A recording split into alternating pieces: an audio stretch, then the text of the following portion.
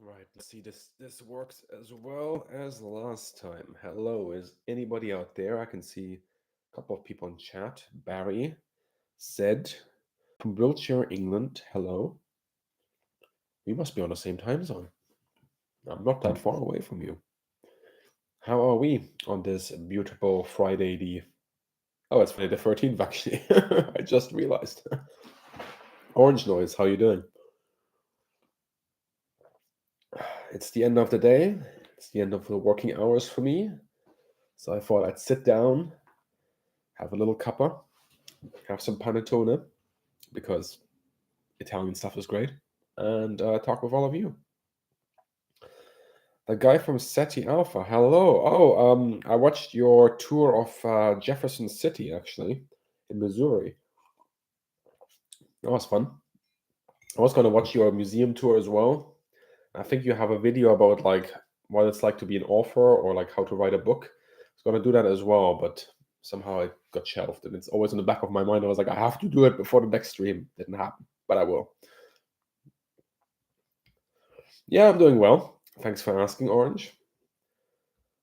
Like I was saying, it's the end of the evening. End of the evening. It's the end of the day, and I'm having tea. Life's good.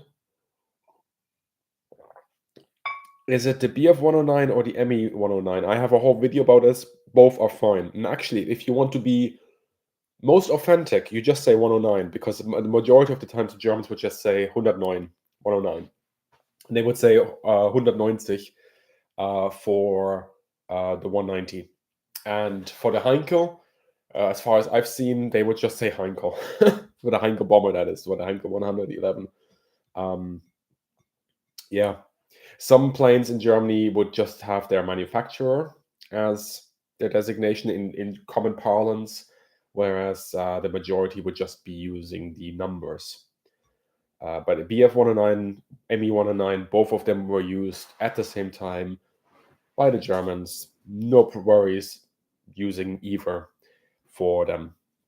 Where it gets a bit iffy is like with the ME 210 or the ME 410 or the ME 262. At that point, you should really be saying ME. Bayerische Flugzeugwerke has no relevance there anymore. Yeah, Dayton, Ohio. I definitely want to go there.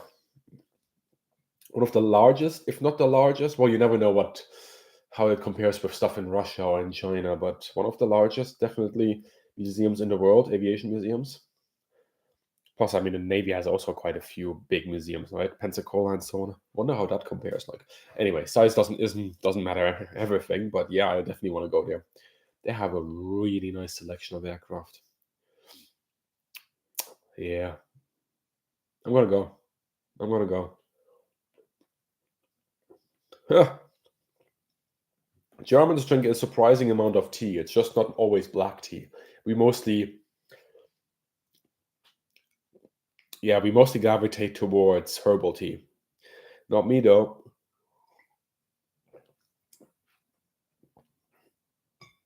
I have been old blightified or whatever you call it.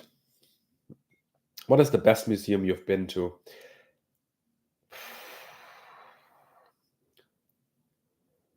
What is the best museum I've been to? In it depends.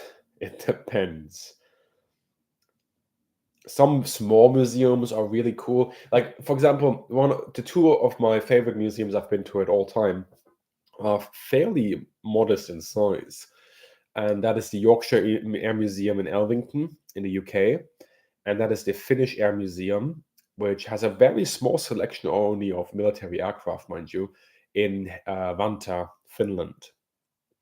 And the reason why I say those is because those are the museums that essentially gave me like the opportunity to film there without having a big portfolio to show what I have already done. By now, I filmed over 100 aircraft for Inside the Cockpit, and I believe 60 or so have been published so far. So yeah, there's lots of content coming up for all of you next year for Inside the Cockpit for sure.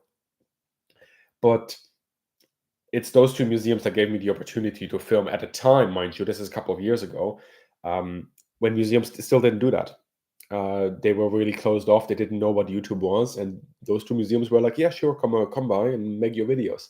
And I was a complete amateur. I was really, really bad at what I was doing in terms of like making videos and really trying to understand how I'm going to put this into a format. But yeah, they just supported me, and that's why I have fond memories of them. In terms of like visiting experience, I mean, Oshkosh 2023 was absolutely amazing. I know that's not really a museum, but it is still a museum there. There's the EAA museum right on the premises there. Um, Seattle, the museum was excellent. The RAF museum in London, also in Midlands here in the UK, is excellent. A lot of small museums are cool as well and deserve their support. So yeah, um, Paris, Le Bourget is really good. Deutsche Museum in Munich and Schleißheim is really good. So many good museums. The one museum that I just don't know sometimes because I really want to go there all the time because I have memories from childhood, but and they do have a lot of aviation stuff, but nothing that is really accessible in the way that I would like it. And that's Sinsheim, such a good museum if you're like a petrol head, and you just want to see a lots and lots of cars. The military stuff, I think they should revamp it a little bit, but an experience, and it's the only place where you can see a Tupolev and a Concorde, so it's beyond criticism. It's amazing. Oh, you should definitely, Cartoon Man, you should definitely go to Elvington. They really deserve it. They do a lot of good stuff. They do also a lot of events throughout the year. I think sometimes they have the Vickers starting up. Um, they have I think they're running one of the engines of the C-47, and the C-47 was the one that was used during Band of Brothers in the filming of that movie. And they have a Mirage 4. Where are you going to see a Mirage 4 in the world? Unless you go to France. I think Elvington is the only place because they used to be a bomber base during World War II for French crews, free French crews. And that's why they have sort of a special relationship with our French cousins. And yeah, Mirage 4, really cool aircraft. If I'm a racing guy, Schumacher or Vettel? I mean, I'm Generation Schumacher. And I stopped watching Formula One shortly after Schumacher left it, simply because I grew out of it. It was basically something that I was mainly watching with my grandfather. And then I got sort of into it again a couple of years ago with that Netflix series and so on, but it just wasn't the same. The series was more interesting than the actual races in my mind. And it was just so boring. Actually, no, it stopped being boring when Verstappen started to get really close to being a credible threat to Hamilton, and then by passing Hamilton in terms of scoring and stuff. So that's when it started getting interesting again. But it's like you had what 10 years of dominance by McLaren and Hamilton. That's not a fun sport to watch, in my opinion.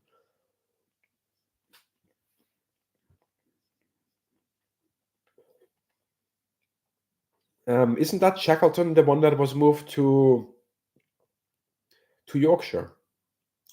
Because there was a Shackleton that was moved to the Yorkshire Air Museum. I actually contributed to the crowdfunder on that one, but maybe it's a different Shackleton.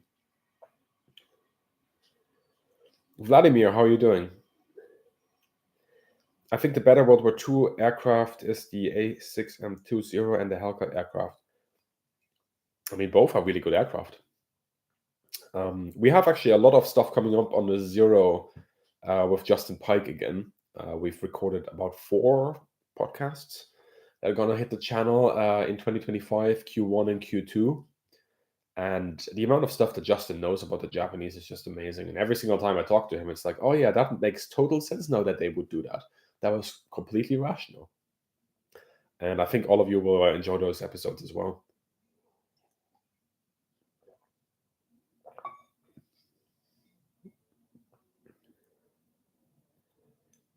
Okay, I'll have to check this out, Cartoon Man.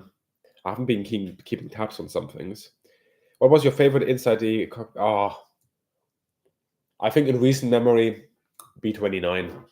B-29 at the New England Air Museum. The amount of restoration work they've put into that thing in areas that will never be accessible to the public or very rarely be seen. Whew.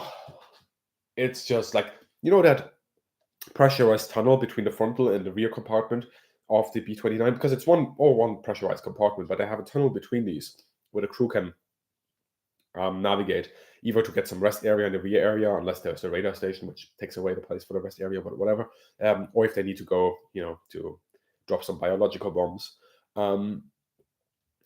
That tunnel has been restored basically like it was when it came out of the factory lines, all the way through. They could have just gone 2 or 3 meters down the tunnel and stopped with the padding there. No. They could have done that, because they could have said, like, okay, so this is how it would have looked like in real life. And this is just an impression, but we're not going to do the whole thing because A, money, B, time, and it's just like, who's going to ever see this? And they said no. They literally said, hold my beer. They did the whole tunnel, which takes about 30 seconds to navigate. I believe it took me 30 seconds.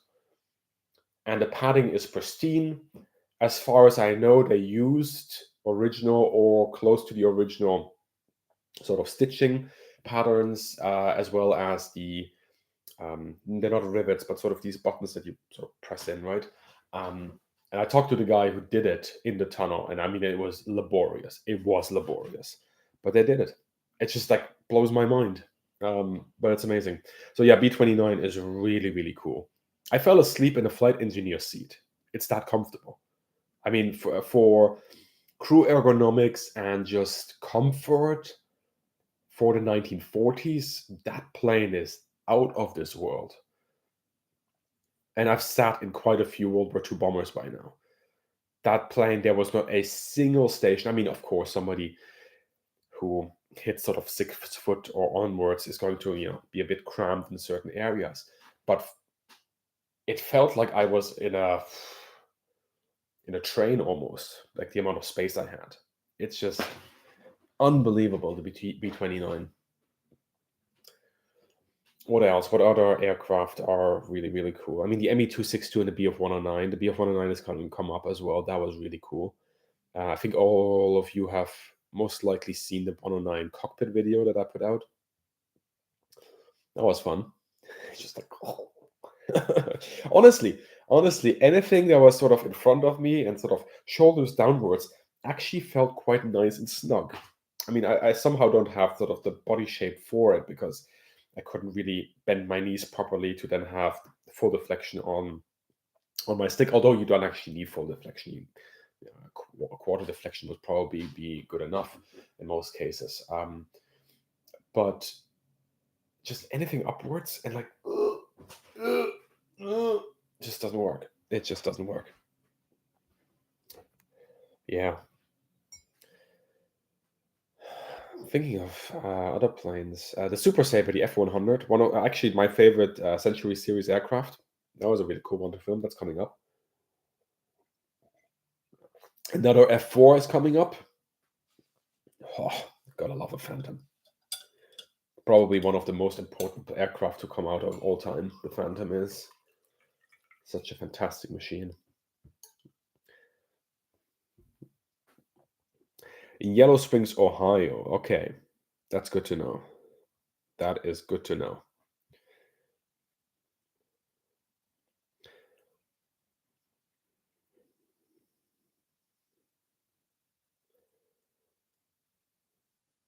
Okay, Cartoon, thanks for confirming. Thanks for confirming. Oh man, yes, Vlad. I mean, they would of course be wearing their flight suits and everything, but still, then, I mean, there was just so much space. And honestly, I feel it would be, if you're sitting in your seat with your flight suit and you have it heated up and so on, it's probably going to feel quite comfortable, provided it all works. Early flight suits and heating was fine, but not always foolproof. So yeah. The Henshaw 129. Well, the Henshaw 129, as far as I know, there's not a single surviving airframe in the world. I think there's like a cockpit section in 1, 2 museums. This is actually a good question. I don't think last time I checked that there was one that was accessible in a museum, but maybe I'm mistaken. Well, at least it's not listed on Wikipedia. And Wikipedia does have surviving aircraft 99 times out of 100 correctly listed. So, um, yeah, it's that would be an interesting plane to handle, just also the from the cockpit ergonomics. I mean, if half your dials for your speed and for the engine and so on, actually no, speed was inside the aircraft. The engine dials were on the actual engines. You had to look out.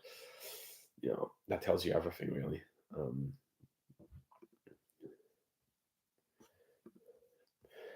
any thoughts on the drones in the UK, New Jersey? What do you mean exactly?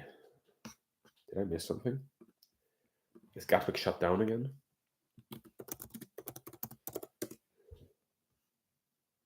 Oh, right, yes. No real thoughts.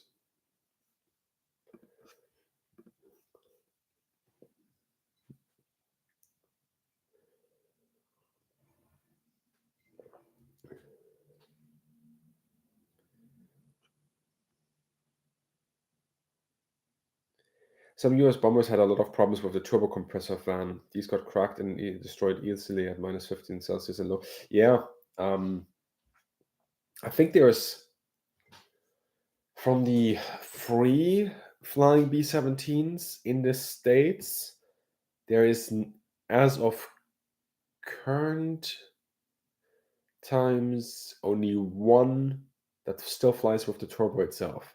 There were two in 2023, and I think one stopped using turbos this year for restoration purposes or something. Um,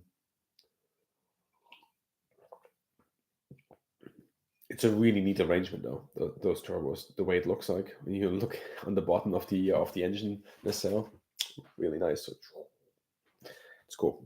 It's cool stuff. Let's see.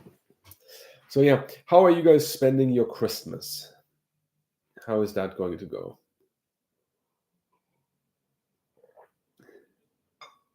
Yeah, I mean the drones flying over bases. Based on what I see in the media, has been happening throughout NATO countries. Um, I mean, who out there would have an interest to know what's going on NATO bases that are currently being used to train Ukrainian personnel? Who out there would want to know these things? But yeah, I think it's consistently happening since 2022 at the latest. But that's sort of my gut feeling.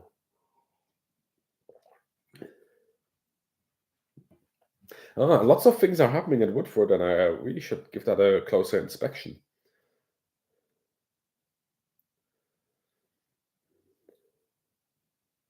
Nice. What's your further book about then?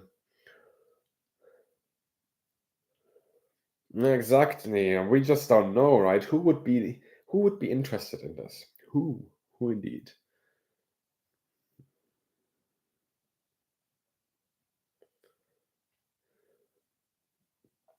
Yeah, Vlad, there is some weird like blind spots on Wikipedia. That's true.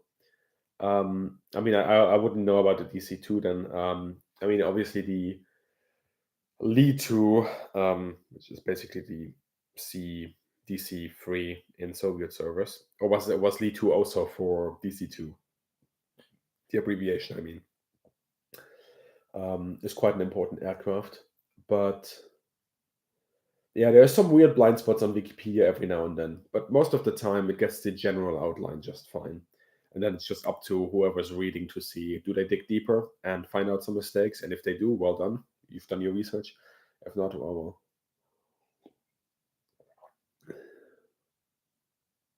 Wow, it was removed? As in, like, a previous version shows it? That's a bit bizarre.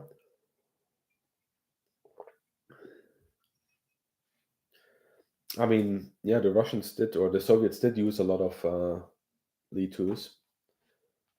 I think They put turrets in those, didn't they? Some of them.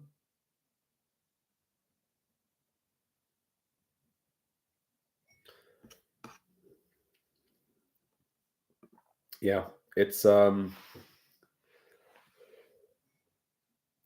kids. How you doing? I was very inclined back when I had written the Stuka book about like editing certain elements of the Stuka article on Wikipedia to make it correct based on like modern research. But I didn't. Eventually, some parts caught up. Um, yeah.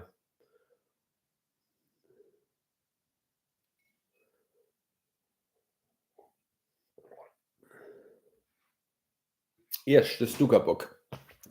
Since you're asking, I'm gonna see if I can find it. Actually, I have all the books that we have published with the our own publishing house over here because we have a Christmas discount sale at the moment. But yeah, this is the Stuka book that was actually crowdfunded by all of you, the community. Um,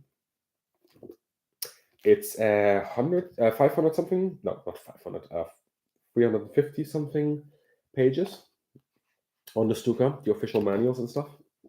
Currently discounted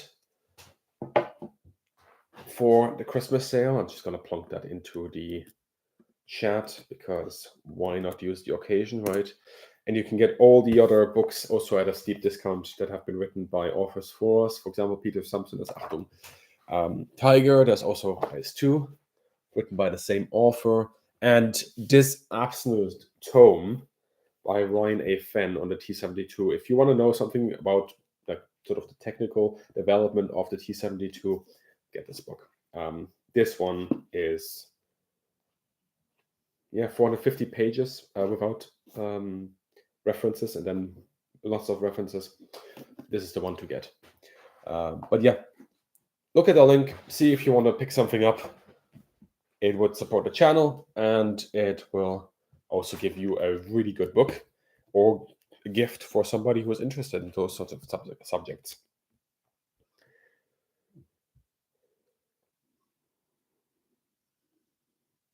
The T-70 was the one in use in GoldenEye, probably. I mean, tanks for me are just targets. I'm an aviation guy, okay?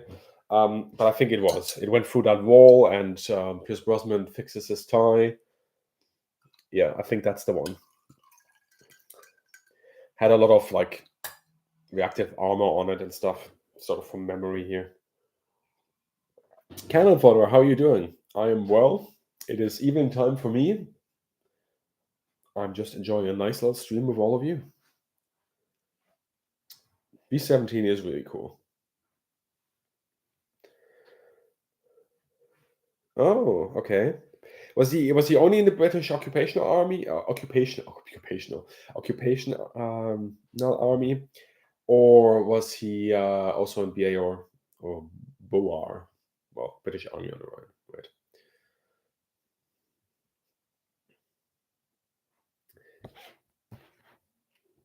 'Cause that would then make him part of British Number One Corps, right? Or First Corps.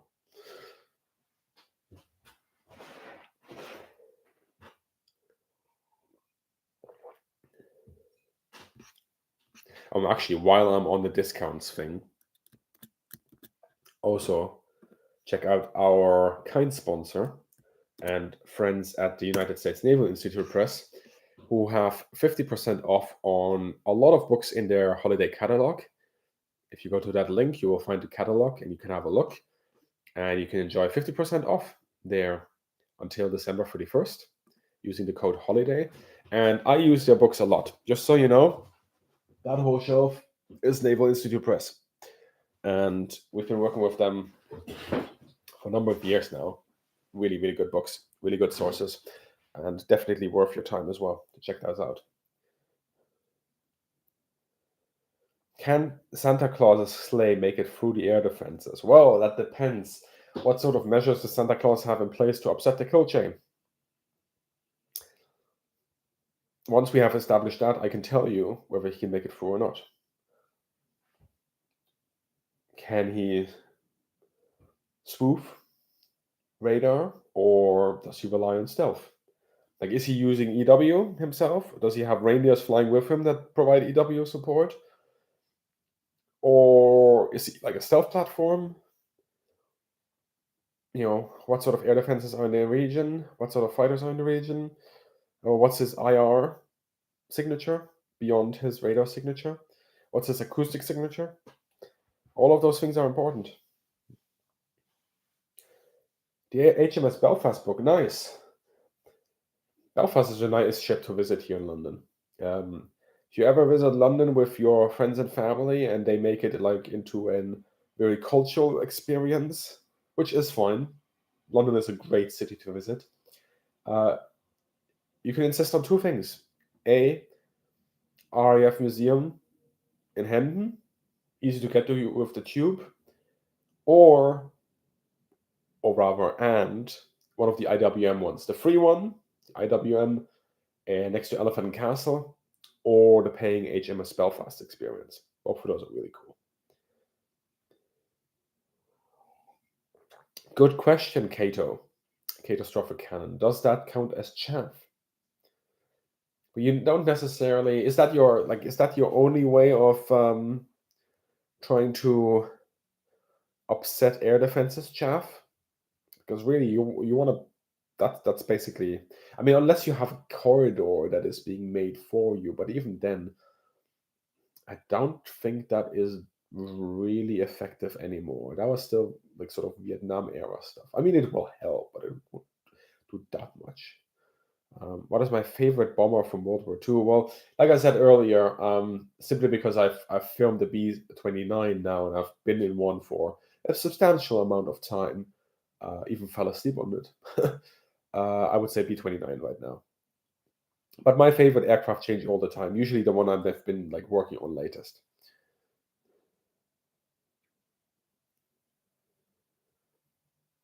Enjoying wine. I wish this was mulled wine, to be honest. I wish this was mulled wine. It is chai caramel, and I don't like chai, and I don't like caramel. Don't ask me why I bought it. But it warms me. It is cold here in the UK. And if you're in Canada now, yes, I assume it's colder where you are. I have not been to Kobinka Tank Museum. I don't really have a personal interest in tanks, so um, no. Uh, if there's Honestly, if there's a choice between doing a tank museum or a something else, I will probably go something else. If there's a choice of doing lots of amazing things and a small aviation museum, I will go to the aviation museum.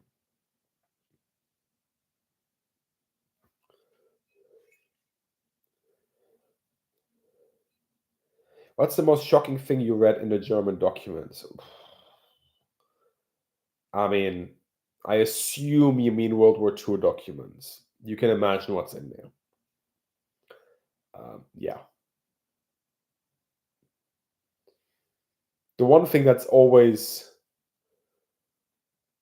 I mean, there's lots of like bad stuff in there, as in like when they talk about treatment of factory workers, of minorities, of Jews, and so on. I mean, I don't have to explain that to you that that's going to be bad.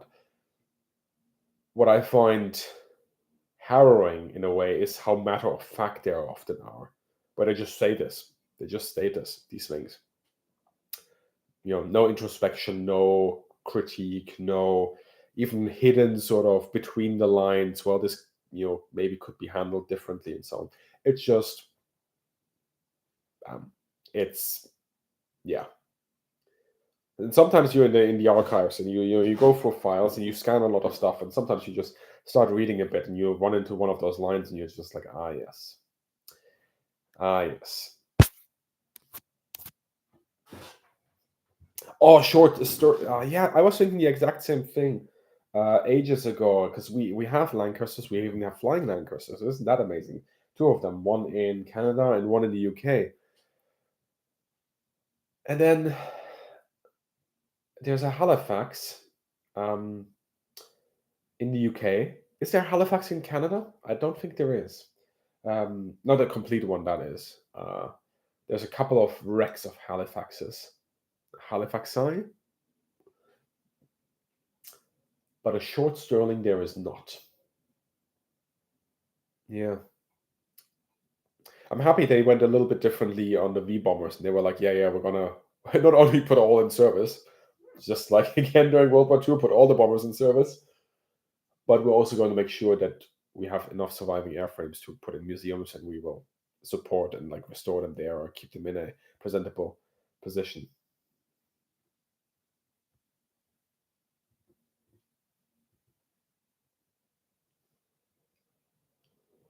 See you, Navy. Take care.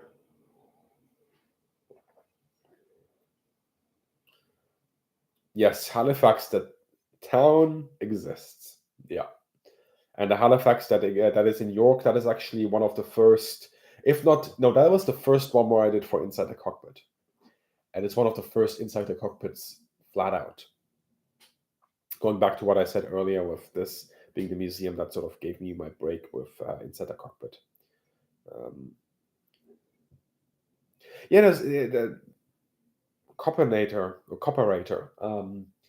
It's sometimes funny what turns up in like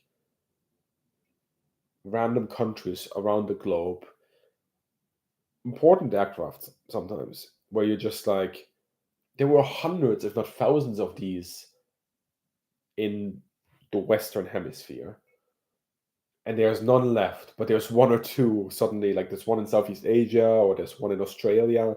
Well, that is, I guess, the Western Hemisphere. There's just one in Latin America or something. There's one in Asia. It's weird. It's really weird, but it's a good thing when at least one of them survives. Well, thank you very much. Yes, MHV is a good channel. Yeah, he also has a second channel, non-visualized, and we are not the same person. Promise. Udvar-Hazy Center in Virginia. Have I been to the Udvar-Hazy? Yes? No. Yes. Wait. Why am I bugging on this one? I have been to a big Smith. I'm gonna have. I think the thing that's throwing me off is the fact that you say Virginia, and I'm a bit. Yes, yes, I have been. Yes, of course I have been because I flew out of Dallas. Of course. I think the Virginia thing is what got me. Honestly, in my mind, Virginia sits somewhere. It's like just above Florida. I know it's not. I know it's not. But in my mind, that's where Virginia sits. I think South Carolina above Florida. I believe it is. Um, but I think the location of South Carolina in my head, that's Virginia. It's not. The only one that I know that is absolutely positively in the northwest of the US, without me having to think that, I mean, is Maryland. That's because of their anthem, which is a German Christmas song. Cheers. But yeah, the Udvar-Hazy Center is amazing. Um, Went there, interviewed the curator actually, and Mike Hankins, and those videos are gonna come out next year as well on the F-16, the F-15, because he wrote a really cool book. Let's see if I can find it. Flying Camelot. About, yeah, it's over there. About the fighter mafia, which by the way called themselves the fighter mafia. I made that video, and some people got upset that I called them the fighter mafia. They call themselves that. It's Vigiani or yeah, I think it was Vigiani that came up with it. Yeah, northeast. Sorry, northeast. Navigation, directions. We don't need that in aviation, right? It's aviate, look around, communicate. It's that, right? We don't need to be able to read a compass. uh, Nice of you to call me out on that one. Nice. Um,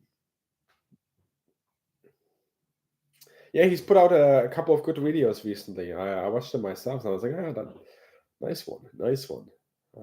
Yeah. I've been going through this choice so quickly because it's so cold in my house. I don't have the heating on. Yeah. Blip blop, we fly, not stop. Exactly. Exactly. Um, yeah, what was I talking about? F-16, F-15. That video is going to come out, or those two videos are going to come out. Um, it's interesting how perceptions and imagination really influence designs. I mean, you could write a PhD on that. In fact, I know somebody who's written a PhD on that. It's really interesting, and it really cannot be disentangled. I feel from aircraft designing, generally speaking. Like people get this idea, okay, we need to build a certain aircraft in a certain way in order to fulfill a certain requirement. It's just sometimes they push so hard that they make the requirement, or that they create a requirement almost that wasn't there before, but then somehow works out. Interesting stuff. Interesting stuff. Even though the F-16 did go on to throw the most bombs during Desert Storm, and it was definitely not meant to do that by the fighter mafia, but there we go. Yeah, aviate, navigate, communicate is the real one, but we don't need the navigational part, do we? No. We just aviate and tell everybody in the radio that we're a pilot. That's all we do.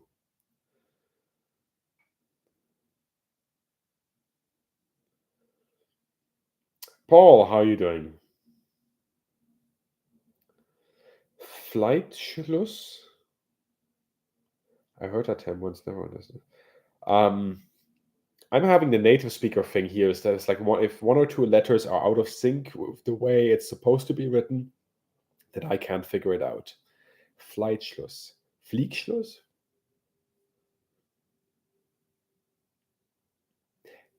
Try writing that again, Vlad, and maybe I can work it out. Liverpool, UK. Paul. We are quote unquote neighbors. You are. Hang on, now I have to get my bearings right this time. You are, what, like 300 miles that way? Or, yeah, it's that way, I think. Hang on. Yes, it is that way. Haha. Yes, 300 miles that way. Now let me see if I got the miles correct. Because that honestly was nothing but an estimate. Where are you, Liverpool? Oh, I think I got this wrong. No, I got it right, but I got it right and I got it wrong. It's 300 kilometers. It's 160 miles. Is that a door 17 behind me? Yes, up there is a door 17. That is correct. I built that myself. I'm not really happy with it because I don't have a airbrush. So I had to, manually put it on with the old brush, and it just looks horrible. So I think I'm just gonna sell it for like £5 on eBay or something, and somebody can make something good out of it. It is 172, yes. Um, oh, you were in Cosford. Very nice. Yeah, that is a good museum. That is a good museum. Let's see. Where is it? Come on. Come down here. Yeah, so you can see it. Like I didn't use the proper colors either. I have used some colors, but not the proper ones. Oh, one of the MG17s just no MG15s just dropped off. Uh, but yeah, you can sort of see the colors are not right. It's just not right. I am quite impressed by the way I've done the weave baskets. I have put some effort into the cockpit as well, but for the rest, it was not a good paint job, in my honest opinion. But hey, we paint and we learn. I'm much more positively inclined towards my zero that's right there. You built the Ju-52 from Where Eagles Dare. Oh, very nice. Happy that you enjoyed your own paint job on that one. Oh, you sat in the cockpit of the F4 in at Cosford. Cool. What did you think? Is it just the front one, or is it also the back one that's open there? I think in Hendon it's only. Is it only the front one? Can't remember. It's been so long time that I've been in that one. Yeah, so I was thinking about 3D printers, but A, I don't have the space, and B, I don't have the time. And C, if I get a 3D printer, honestly, I want a proper setup with, all the protective gear and like the mask and so on, because I am not somebody like I don't do the let's just wing it. I will live forever thing. The amount of fumes and stuff. No, I will not be doing that. If I get a garage or something, that's different. Ik hou van jouw vliegtuigjes. Bedankt hoor. Would you ever do a cooking comparison between the Luftwaffe and the RAF in World War II, including a blind taste test? So if this is about MREs that have survived, then absolutely not, because I don't want to end up in hospital repeatedly, with unlike a certain other YouTuber seems to be doing consistently. Question mark? I actually don't know. I just hear the rumors. Um, but if it's like if somebody finds a cookbook, then sure, I'll make something and then I'll try it and maybe I'll film it. They are adding the yes, Painter. They did that yesterday, didn't they? Somebody added that why is it 730 pages of document again that has been floating around on the internet for a couple of years, which by the way does not make it public domain. Just because it's accessible on the internet does not mean that it's public domain. I don't know if he needs to be told this, but apparently some people do. I think this is the same document that was leaked last year. I had a look at the English Wikipedia site yesterday because War Thunder does have a full entry about every single leak that happened. And I think it's the exact same document again. But since I haven't seen both of them, I can't compare. I mean, the thing with Luftwaffe food is we need a lot of alcohol to replicate how much lubrication those boys were going through during the war with their meals. Because if there's one thing the Luftwaffe had until the very end, it's alcohol. Copious amount of alcohol. They flew drunk. I think that's a fair statement sometimes. Honestly, it just is. Um, oh, Paul, thank you very much for the donation. Thank you very much indeed. That is very appreciated and very nice of you. Thank you.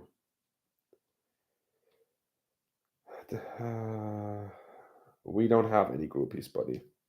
We don't have any groupies. At least I don't. And I'm happy with that, actually. Yeah, the bending bookshelves. Yes, yes, yes, yes. I think the worst one is actually this one that you can't. Can you see this? This is the worst one because that has all the big boys on it. Yeah. So I am going to rearrange my flat a little bit in not too distant future, and I'm thinking of switching out some of these shelves with each other to make sure that this one, at least here, gets a little bit of a break, whereas this one's bending as well, but it's sort of being propped up by these books here. This one's still fine. That one's still fine. But yeah, that's you don't want to see that one. uh,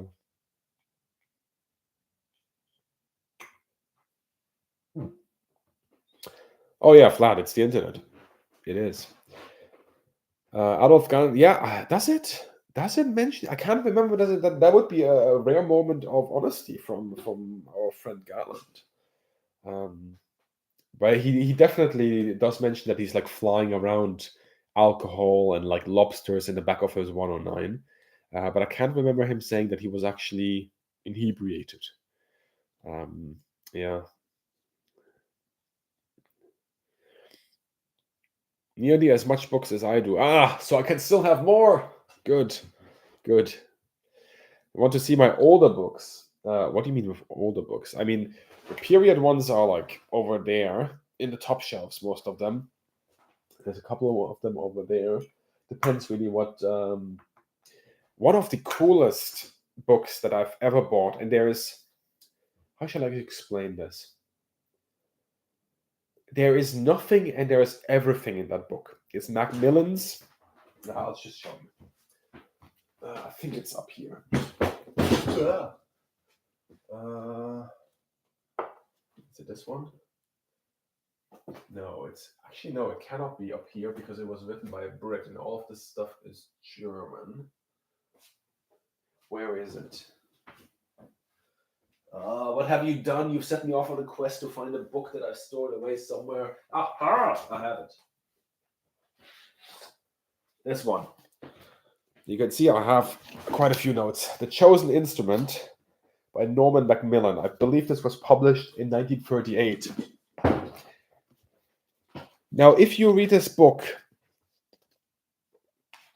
and I reread this book basically once a year, you will get more stuff out of it every single time you read it. But you cannot read it just again and again and again. You have to read other stuff between it. And then you realize that a lot of the stuff that's being said here, without being dressed up, without additional arguments being given, without any data being given, somehow makes sense. For example, this is the one that I think often gets cited in books. I think Coram has cited it. Where do we have it? I mean, there's also stuff in here that Norman Macmillan says that makes no sense. Oh, Christian Franzen, thank you very much. Oh, it arrived today. Fantastic. Awesome. Very happy that it arrived. How you can like donations now? Oh, I didn't know that. That's awesome. Which one did you get? Which color? I really like that one. I know a couple of people who have bought them by now, and everybody likes it. Everybody just like a piece of a Spitfire. They're on my wrist. No, it's not this chapter. It's a chapter on Germany. You know, this is why there's a table of content, Chris. There's too many post-its to go through. That's why you look through the. There we go, 73. That's where we go for the. Here, the opening paragraph. I shall read it to you on Germany. Mind you, this was written in 1938. Germany is like a boxer in the middle of the European ring. He can hit out in all directions from a geographical center. No doubt, this geographical situation accounted for her ability to hold at bay the mass of Allied powers during the Great War. So far as air war is concerned, she has virtually no exposed flank. Except for relatively short strips of coastline upon the North Sea and the Baltic Sea, she is completely buttressed by other nations, all of whom, with the exception of the French, are small powers. Thus, if Germany can conclude pacts with the smaller powers that lie about her frontiers, she can protect herself by a neutral zone, whose violation by any other power would be an infringement of national sovereignty. And then it goes on and on and on. Already in the beginning of that sentence, Germany is like a boxer in the middle of the European ring, can hit out in all sides. Explains the German dilemma and the German opportunity that they saw for themselves, and also the planning of the air war that they did in the 1930s, like no other metaphor I've ever heard of. Now, I guess that's why Coram and everybody else cites it, right? But that's the easy thing that I think everybody understands quite quickly. But the more I read of this book every now and then, the more I'm like, I need to read more on 1930s stuff because it's just like the basics and the fundamentals are all there. Like the air war is just the air war. We learn new things, we rediscover new things, but the fundamentals don't change. And if you know the fundamentals of air power, it doesn't matter which century you're in, it doesn't matter or will be in the future. It probably won't matter which decade you're in, you can apply those. Yeah. Okay, I need to go back.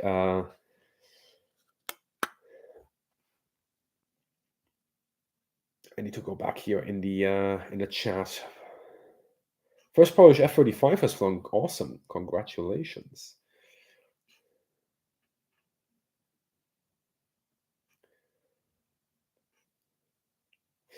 Russia. Is Russia in there? Yeah, Russia is in there. Yeah. Of course it is. Russia. What does it say in Russia? Russia's air problem is essentially different from that of any country we have so far considered. Yeah, here it goes. Here is a vast territory stretching in one continuous area from the Arctic Ocean to the frontiers of Afghanistan and from the Gulf of Finland to the Bering Strait. Russia is the only major air power whose territory is a bicontinental unit. And touch the frontiers of no less than 10 different states. In this, they lie extremely close to those of three other countries, Lithuania, Czechoslovakia, and India. It is only in India that British Empire territory today lies within the air range of Russian bombers. One must understand something about Russia's geographical configuration to appreciate how air development is essential to the Soviets. And it goes on and on and goes. I think it goes into air interception then, the great depth that they have, and so on and so forth. I mean, it's all fundamentals, but it's all there.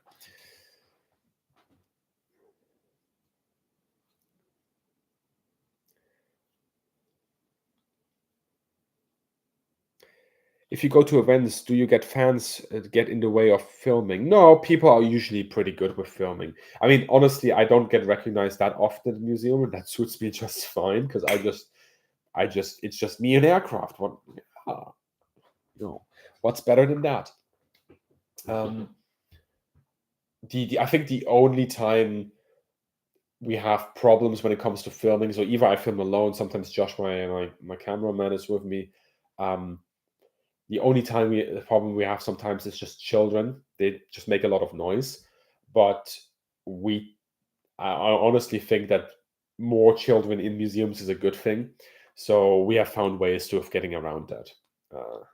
Yeah.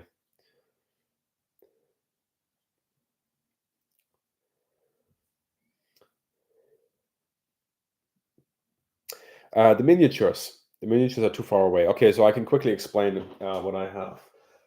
I have basically I'm building a Bretonian army from Warhammer Fantasy because when I was a young lad, a wee boy, I got into Bretonia, and I never finished my army. And then with the relaunch now of Old World, I was like, this is my moment. This is what I've been waiting for the last 20 years or so. So I got myself a Bretonian army. So I have lots of Bretonian knights. I have about 40 peasant men at arms there. I have a couple of cannons. If you don't understand the Old World relaunch, you will know why Bretonians now have cannons. A bunch of archers, some older 5th edition figures, a trebuchet. I've got some bunch of stuff that I still have to do. I'm working on squires right now. Sorry, not squires. Mounted yeomen. And then I have these foot knights, which are not from Games Workshop because I don't have that much money. So I went with the cheaper 3D printed option from, I think these are Gallian knights, Highland miniatures? Question mark. Yeah. And then every now and then, I also buy myself a aircraft. So I bought this already blue primed. I think this is called a Storm Talon. 40k people, don't lynch me. I don't quite know what this is called. I just thought it was cool. It was blue primed, and then I used it as a test bed for a couple of painting techniques that I've never tried it before, and I'm very happy with it. It's a Smurf Storm Talon. I lost touch with 40k about 15 years ago. I was Dark Angels, and Dark Angels was me. But I like this one. Okay, going back to the chat.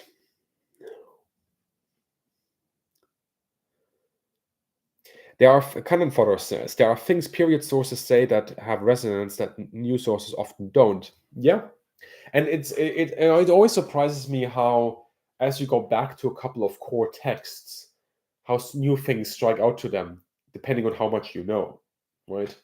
So if you read one book about a topic, you will probably know more than 95% of the human population about that specific topic, right? Um, if you read then two or three books about that specific topic, then you will suddenly know more than 99% of the people about that specific topic. But then if you have read three books and you add books on top of that, and you really start getting into the nitty-gritty, and you start going to the archives and retrace some of those steps and maybe uncover new stuff, suddenly you start making linkages and so on and so forth. But this happens over time, and it really sort of builds up on each other. And as such, I mean, I do a lot of research on the Luftwaffe the last 2 years. And next year, actually, a little bit of announcement here. Next year is a big year for the channel when it comes to Luftwaffe content. Um, yeah, it's gonna be good. It's gonna be good. I think it's sort of that inflection point now where I'm just like I'm starting to understand things that I didn't understand before. As simple as that sounds, as stupid as that sounds, really. And a lot of the old conventional wisdoms thing that I had picked up over the years that really does have to be readdressed. So next week, I'm going to talk about the BF 109 and why Germany built the BF 109. Before I looked into the sources specifically for that, I was like, I know this.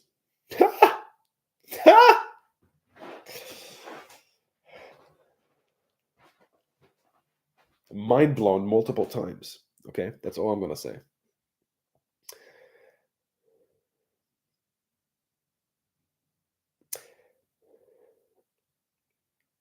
Hit the like button, everyone, and share across different platforms, says Paul Trainer. Thank you very much, Paul. Wow. I mean, donation plus that advice to chat. Thank you very much. That is highly appreciated. And yes, the like button does help everyone. Thank you very much. And sharing my channel if you are so inclined. If you enjoy the content, watch my videos, share the channel, talk about it with your friends, and go to aviation museums. Like, go to aviation museums. That's what keeps them alive. Pass via the gift shop on the way out if you can afford it. If it is a possibility for you, pick up something. Something practical, something that you can use, something that you will enjoy, something that you will look at and, am I going to say it, brings you joy. It sparkles or whatever. Hellas Beyond from Greece. You like the plant? Thank you. I'm very happy with how they're growing, these two. That one less so, but these two, I'm very happy with them. Has vertical thrust like Stuka. Sahara collar, the first model kit that I always found like sort of desert camo to be quite tricky to get the shade just right. It either looks too bony for me or too yellowy the times that I've tried it in the past. So I'm happy that it worked out for you. Dimitri Kharkiv, your videos are great. Thank you. You're going to Berlin 2025? Nice. I was never a fan of Berlin, and then I went a couple of months ago, and I had a really good time with some friends. And suddenly I was like, huh, maybe the city has something. Who knows? And of course, as a German, I'm not allowed to say that, and any German in the chat will now say, "How dare you say something positive about Berlin?" But there we go. Were the night witches really as scary as the German legend says? Did anyone else try something like night witches in World War II? So night nuisance bombing was done by everyone. In 1944, 1945, for example, you have Stukas in Italy or on the Eastern Front doing night bombing, just nuisance bombing, because they have the automatic pullout sequence, right, at a altitude that you set yourself in the cockpit. You just put it on your altimeter, and you can pull out at, I don't know, 700 or 1,000 meters. And you can actually do some really good pinpoint, for the time, night bombing with a Stuka. So these sort of nuisance raids were done by all sides. Were the night witches really as scary as the German legend says? I have not found, although I have not specifically looked for it in period documents, any report by the Germans that uses Nachthexen, so night witches, the nickname, which is not a surprise, because usually when a country says, oh, this unit was so famous or so effective, that the adversary called them the scary name. Really? Why would the adversary give them a scarier name to make themselves more scared of whatever is facing them? And the funniest thing is when those nicknames are grammatically incorrect in the original language. Um, yeah. Anyway, so I have not seen a reference to the word Nachthexen, and I have not yet seen any reference to specifically having problems with night bombing on the Eastern Front. That does not mean that it doesn't exist, because as I said, that comes with the caveat of me not having looked specifically into it, and me also not having conducted specific interviews with ground um, like ground soldiers, land soldiers. What are they called? I'm soldiers. I'm a pilot, okay? I'm not a pilot, but I'm an aviation guy. Those people on the ground, the infantry. There we go. Yeah. Um, so yeah, but it's a good question that maybe I will pick up in a video. I will write that down. I actually know who I can ask on this. That might be a cool video. I wanted to do that a long time ago. I got a book about the female aviators doing in the Soviet Union, but sadly, that book had some sourcing issues. I wasn't really comfortable in using it. Um,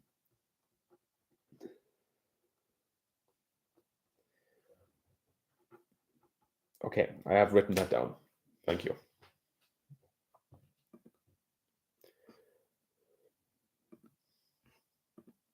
Right, let me go. I think I'm really out of date here, or out of sync with chat. Apologies. I am going down on the chat history.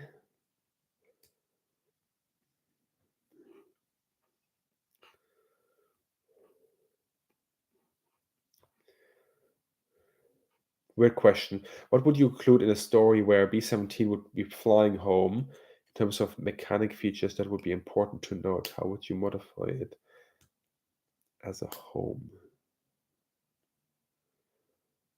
Oh, right. Okay. Well, I wouldn't change much in the forward section of the aircraft. Um, if you're using it as a flying home, you get rid of all the defensive armament, because that's going to save a butt ton of weight, and you're going to be so much faster. Drag is going to be far less. Um, you can probably do away with a different radio system set, although you may want to keep RDF. Yeah, you definitely want to keep RDF.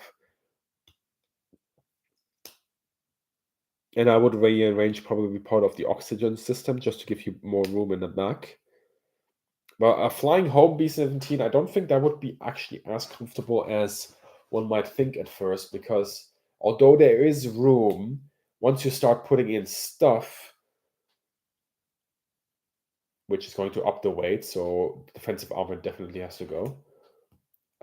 Yeah, and then you have to, I think one of the issues is the bomb bay. So do you bring the radio operator and forward into the bomb bay and completely rearrange that?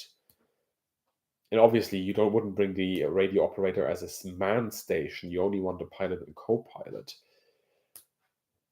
Huh. This would require a complete redesign of, yeah, the whole internals. How would you do that?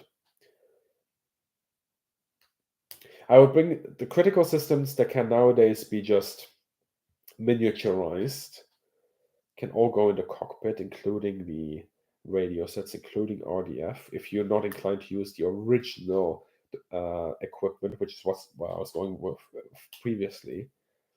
And then the Bombay is very loud flying, so I wouldn't put your rest area there, although I wouldn't sleep in the bloody thing, regardless of where the bed is, if you're flying at least. It's a very uncomfortable flying home. Let's just say that. I think it's a warplane.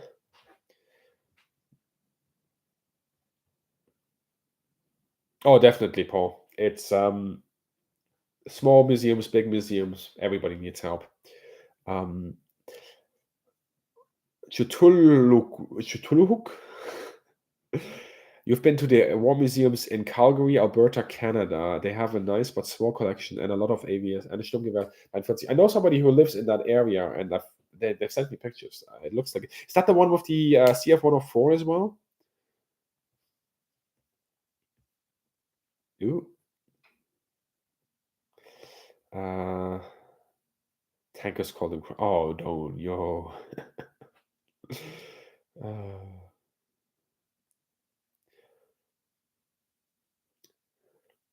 you enjoy brush painting for smoothness. Airbrushes win. However, yeah. So I think the reason why I want to eventually get in myself an airbrush is speed and just getting like surfaces, vehicles, and so on, getting those out of the barn quicker. I wouldn't necessarily use maybe on capes or something, but wouldn't necessarily use them on these bad boys here. But I would use them on, you know, bigger stuff. I think that definitely, like for example, like some of those Pegasus knights. The Pegasus can be painted that way or something. I think that would smooth out some of the roughness of the brush and provide just a more, yeah, more gentle transition of colors as well. But you can do basically everything with a brush as well.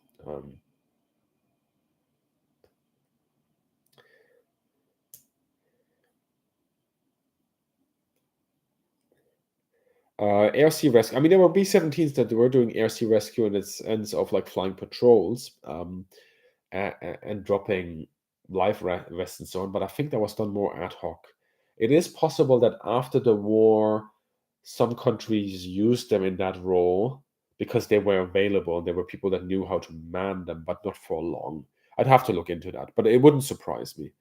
Boeing Superfortress B-29, how would it have performed if it was in service for the Allies in Europe?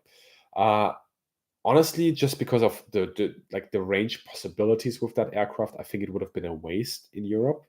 Um, the basing requirements over to the logistical support infrastructure that has to be in place, plus the fact that, yeah, sure enough, you can cram a lot of bombers in there at a relatively short ranges that they were operating in the European theater compared to the Pacific. But really, that aircraft was built for what would eventually then be the Pacific. Um, so, yeah, I mean, it would have done a lot of damage, lots of ordnance on there, but I think it would have just been a waste, considering that the B-17s, the B-24s, as well as the Lancaster, the Halifaxes, Halifaxi, the Sterlings were available. Um, yeah, the introduction of B-29s, was there something in? I don't remember if they were actually introduced. There were B-29s in Europe after the war. Can somebody check if B-29s were introduced um, and used operationally during the Second World War in Europe to drop bombs? I can't remember. They were around after the war for sure, airlifting stuff. Yeah, you could prime the miniatures, absolutely. Yeah.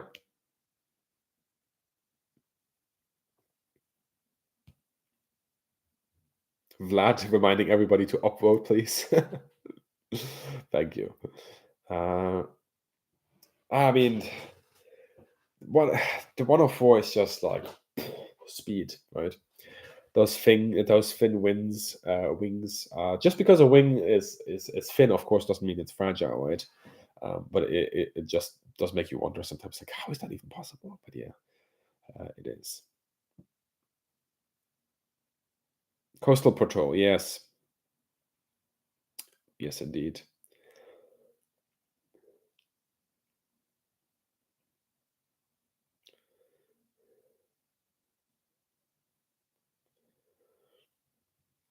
Never used them in the. I didn't think so, but I think they were based in Europe at some point um, after the war.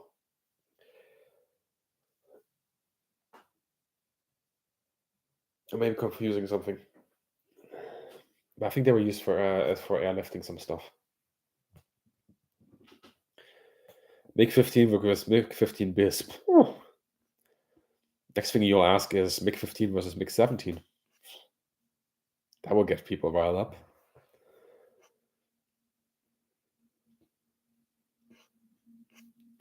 Right, let me just see something here. Actually, that gave me an idea. I'm just gonna write something down.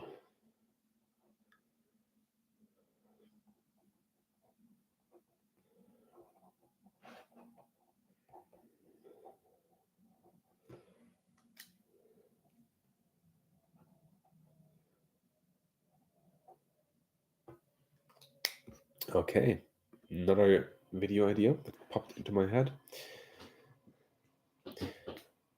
Ah, yes, the famous MiG-15 engine that was sold to the Soviet Union on the premise that it would only be used for scientific and civilian purposes. Yeah. Yeah.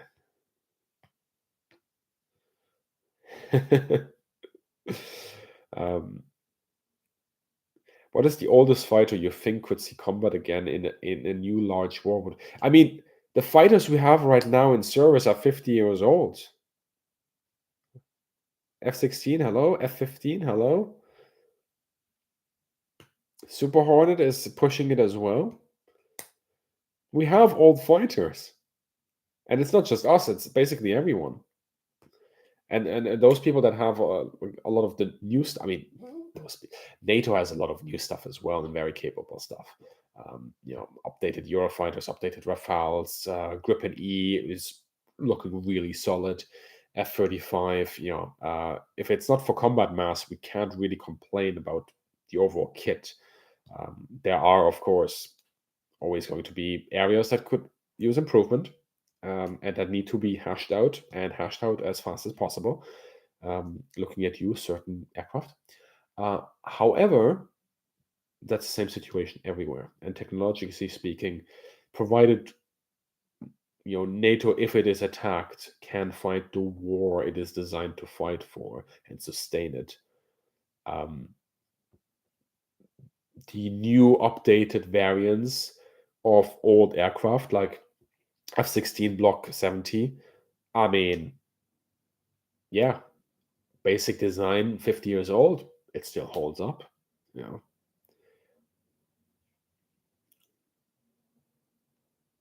What's the oldest fighter you could see combat again? I mean, who knows what the Russians have in their back pocket somewhere. Some countries still fly the MiG-21. That's probably a obvious contender. Yeah. It's probably the oldest thing that we're going to see fighting is probably some Soviet legacy platform.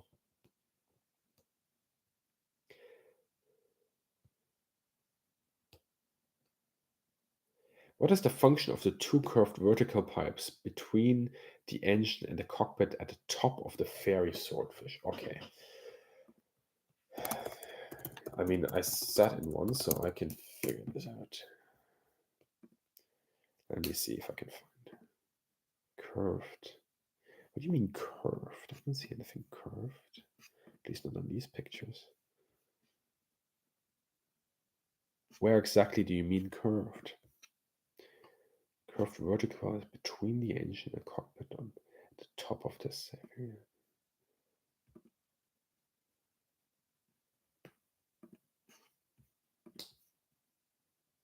Do you mean for the fuel tank? Those pipes?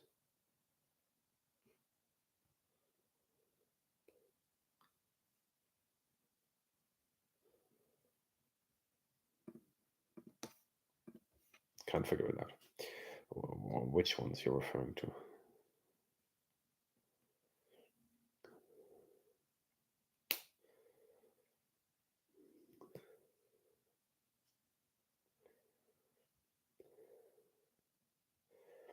Yeah, right. Everybody like you think like 50 years fighter, something that's old. Yeah, it's like old for me is like the F-86 Sabre, the MiG-15, maybe like the Century series. Century series for me, like MiG-21. On the other hand, on the other side of the of the stage. Yeah, that's old. But then when you start looking, okay, it's just straight after that we were actually going to the platforms that we're still seeing flying.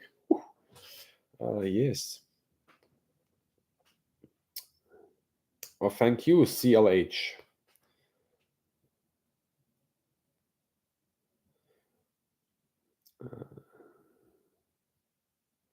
They are external.